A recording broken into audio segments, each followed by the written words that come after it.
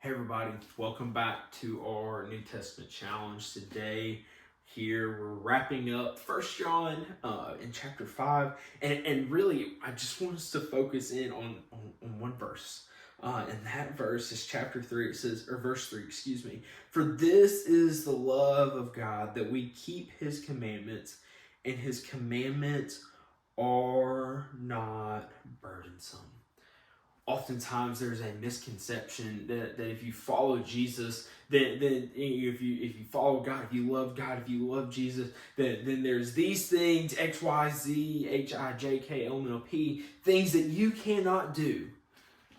But what we read here in First John is that these commandments, this following of God, it's not a burden that we have to bear of the things that we're not allowed to do.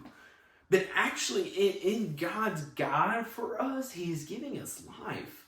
It is for our benefit that we follow these things, and that through these commandments that he gives us, we have life. These words of God, these commandments, they are not a burden that we have to bear, that, oh, woe is me, I have to follow all these things. No, it is because I love God, and expounds in this in 1 John. But because I love God, these are the things that I do. And so it is not a burden to follow God. And I need you to understand this. Because people are going to look at you and say, why are you doing that? Why do you go to church every single Sunday morning and get up? Don't you know you can sleep in? No, I'm going to not.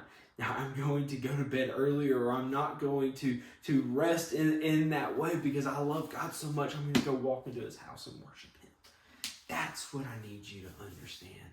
These commandments of God, they're not a burden that we have to bear, but they are truly are life-giving.